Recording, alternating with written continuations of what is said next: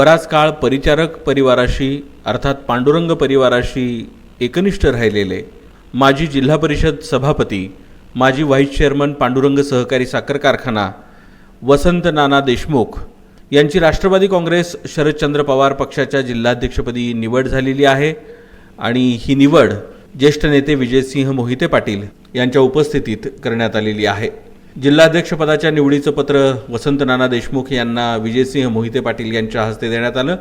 यावेळी खासदार धैर्यशील मोहिते पाटील आणि आमदार उत्तमराव जानकर यांच्यासह कार्यकर्ते मोठ्या संख्येने उपस्थित होते।